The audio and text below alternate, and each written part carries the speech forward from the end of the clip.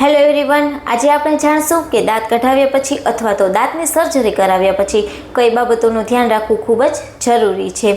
તો દાંત કઢાવ્યા પછી અમુક બાબતોનું ધ્યાન રાખવું જોઈએ, જેમ કે પહેલું, મોંમાં મૂકેલું કોટન 1 કલાક સુધી દબાવી રાખો અને ત્યારબાદ તેને બહાર કાઢી અને સાદો આઈસ્ક્રીમ લઈ શકાય। બીજું, ખાસ કરીને તો 24 કલાક સુધી થૂકવું નહીં કે કોગળા કરવા નહીં। કોગળા કરવાથી કે થૂકવાથી લોહી વધારે નીકળે છે અને જેના કારણે દુખાવો અને ઇન્ફેક્શન થવાની શક્યતા રહે છે, એટલા માટે થૂકવું નહીં કે કોગળા કરવા નહીં।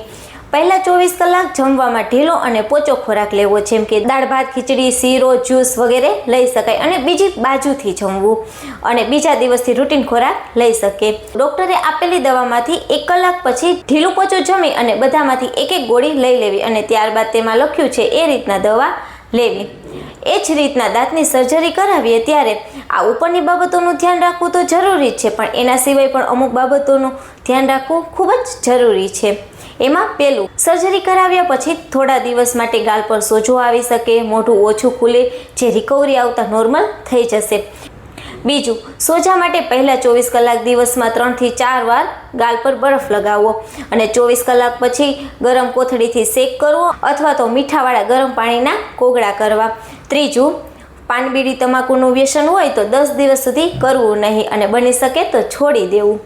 ચોથું, ઘામાંથી 24 કલાક સુધી થોડું લોહી નીકળે તો ચિંતા કરવી નહીં અને વધારે લોહી નીકળે તો ડૉક્ટરનો સંપર્ક કરવો। પાંચમું, 24 કલાક સુધી બ્રશ કરવું નહીં અને પછી હળવે હાથેથી બ્રશ કરવું। છઠ્ઠું, 3 દિવસ સુધી જડબાનું હલનચલન અટકાવવા માટે ઓછું બોલવું। સાતમું, ટાંકા લીધા હોય તો 10 દિવસ પછી ટાંકા ખોલાવવા આવવા અને લાસ્ટમાં, જો આના સિવાય કોઈ પણ બીજી તકલીફ થાય તો હોસ્પિટલનો સંપર્ક જરૂર કરવો। Thank you.